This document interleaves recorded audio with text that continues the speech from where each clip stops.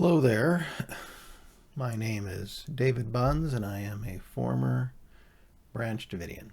And this is the introductory video to my new channel, Branch Davidian History, where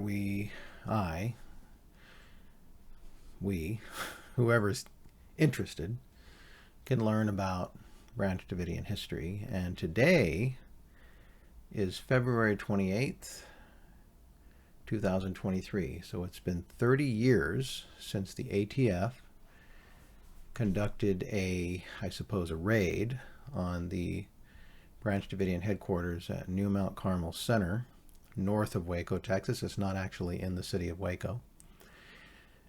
And started, basically, David Koresh, the leader of the Branch Davidians, burst onto the national scene and entered history really for the first time. I mean, he had existed previously, of course, but not really very well known, obviously. And then the Branch Davidians themselves, a very obscure little group for the past, let's see, from 93, they had existed for almost 40 years, from 1955. So in one sense, when we say Branch Davidians, there's a pop culture definition of the Branch Davidians, which in the public consciousness, such as it is, it's 30 years ago now, so there's a lot of people who are adults today who wouldn't even remember. You know, if you're 30 today, right, that means you were born when it happened, so you're not going to remember. If you're 40, you might have been like 10 years old. You know, do you remember? I don't, maybe. So you have to be kind of, I don't know, middle-aged, 50 years old to really have encountered the whole thing as an adult. That's quite a while ago. And so I'm beginning this channel to try to help explain who the Branch Davidians were and what they were about and all of that. So anyway, let's begin. So one question that could be asked about the Branch Davidians is, was it a cult, right? There are individuals who have studied the Branch Davidians, and they will not want to emphasize that it's a cult, or maybe not even say it's a cult, whereas others would agree that it is a cult.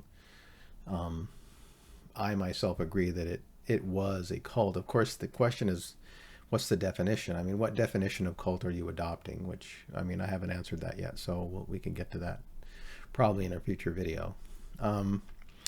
Just very briefly, my own history with the group. Yeah, I'm rocking in my chair here. I'll try not to do that. It's annoying. Okay. So my father was the one who originally joined the group when he was a young man in his late 20s. And this would have been around 1960, before I was even born. And this is early days. So David Koresh himself obviously is a baby. So there's no David Koresh. There's no anything that would be familiar to people who remember what happened 30 years ago. Instead, there's a gentleman named Benjamin Roden. And he had been a Davidian. So that's why you have Branch Davidian. It's a hyphenated term. The hyphen indicates a history where you've got two parts, the Davidians and then the branches. So the Davidians were a separate group that originated in the late 20s, early 30s.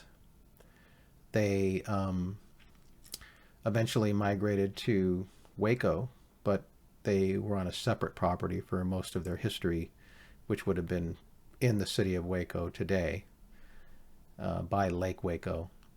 But then toward the end of their existence, they purchased the property out, which the public is familiar with, the property that's still there today in terms of being associated with a religious group. There's a gentleman that runs the property there today. He is an old-time Branch Davidian member from the 70s. His name is Charles Pace, and he has obtained ownership of the property through a legal process.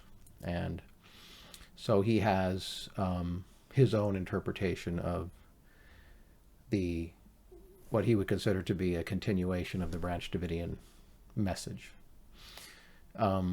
Anyway, my father uh, fell away from the group for a while in the 60s, and then in 1970 decided to rejoin the group, and I was 5 years old.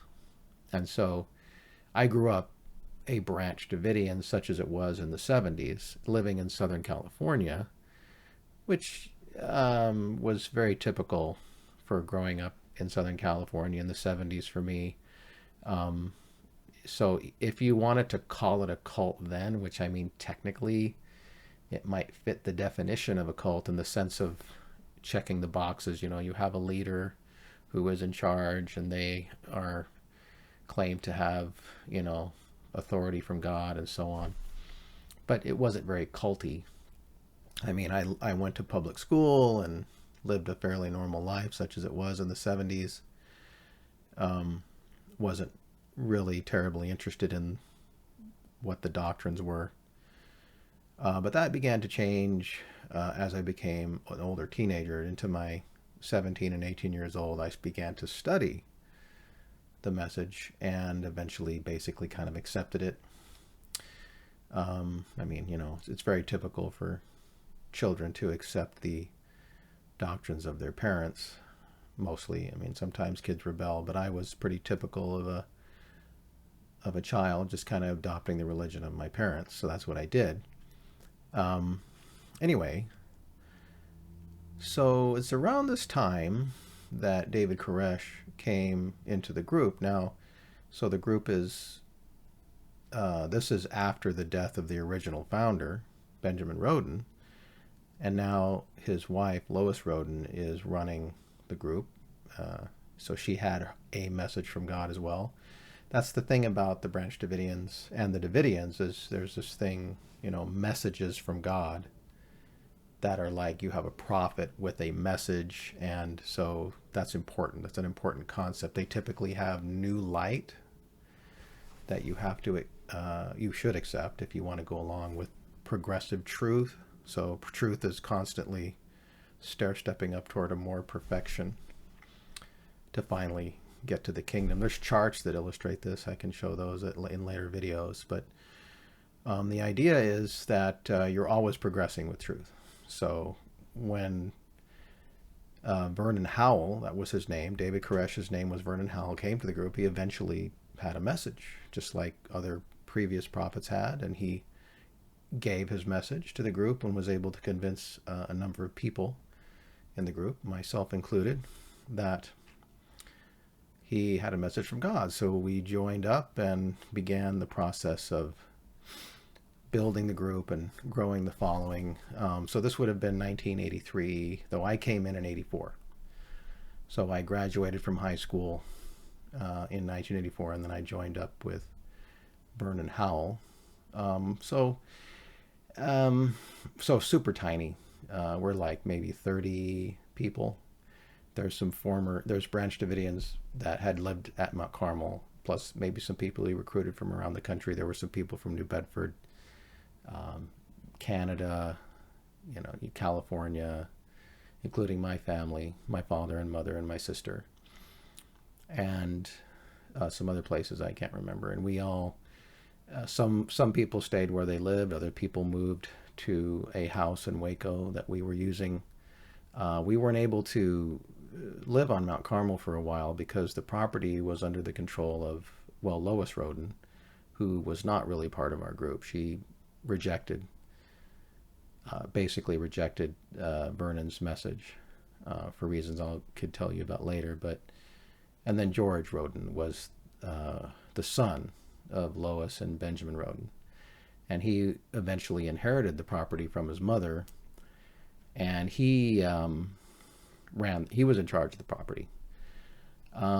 George is a tragic figure because I personally believe that he had mental health issues and should have had professional medical attention. He did eventually get some kind of professional medical help. I don't know how familiar people are. You can look him up on Wikipedia. He ended up in a mental institution, and I think he escaped at some point and suffered a heart attack, if I remember correctly, at a fairly young age. I think he was 60. So that's sad. And he considered himself an opponent of David Koresh. And there was a somewhat famous incident that occurred in '87, which I can talk about at some other time, but involving a shootout. So there was somewhat of a history between the two, and even before 1987. Anyway, I was in the group for about 5 years, so from 1984 to 1989, and then I was kicked out. And there's an official reason I was kicked out, but then there's the real reason why I was kicked out, which I can explain that. It's a theological reason, which I'll get into in later videos. But yeah, and so that was 1989, May 4th, 1981, Star Wars Day. I'm a Star Wars fan, so I was kicked out on Star Wars Day, 1989, and then had to rebuild my life. I mean, I was kicked out with $20 in my pocket, and I had my wife and let's see, would have had a 3-year-old daughter, almost 3-year-old daughter. We had to sleep in our car the first night. But eventually, got my life together, got a little bit of money from my mom. She was in the group, but she loaned us a little bit of money, found a house, got a job, and went on to live, a normal life like most people would consider normal, as opposed to living on a compound where, you're dependent on someone else for your food and your lodging, and they have control over whether you have a bed to sleep in at night or not. That was David Koresh.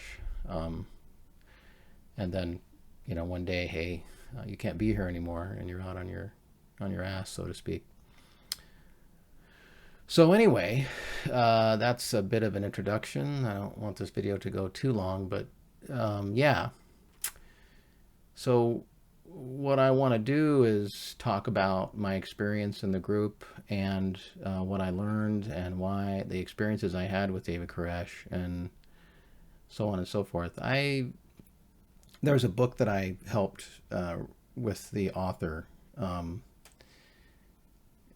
contributed research to the book. I'm not going to name the book right now. I'll wait till it's published, and maybe we can talk about it later. But it should be a fairly informative book because I tried to help the author make it as accurate as possible. His goal was to try to understand what made David Koresh what he was. Like we know a lot about the things that happened beginning from February 28th all the way through April 19th, the day of the fire, 1993, but there's less information on David Koresh's early life, his childhood, his experience in the Adventist church prior to coming to Mount Carmel in 1981. And then, one of the first people that ever saw him walk onto the property was my wife. She was with Rachel Jones, sitting on the porch of the administration building when the car drove by, and he saw them and they saw him roll into the property. And then shortly thereafter, they were summoned to meet him because he said he wanted to meet the girls that he saw. Anyway, yeah, so she knew him from early days, and then I met him shortly thereafter too. I didn't really know him very well. One of the things about Vernon, at least from my perspective as a 16-year-old, was that he was always talking about God, like a lot. I would say like he had God on the brain, and you couldn't have a conversation with him. He would just talk about God, and like one day he drove up in a car and, oh, the Lord got me this car. Like, can't just buy a car. The Lord has to get you a car. It's the way he was. And I just found it very strange because even though we're in this religious group, and I didn't think about God worrying about cars. That's not the way I think. And a lot of other people didn't really think that way either in the group. It was unusual to have someone come in and all of a sudden the Lord is involved in almost a lot of the mundane activities of their life, So, yeah, I hope that maybe some of you will join me the next 50 days as we talk about these different subjects. I'll try to get a little more organized in my presentation. This is off the cuff. I had to order a camera and microphone and get ready, so it was a little bit of a last-minute effort. But we shall see what we can see. So signing off. Till next time. See you later.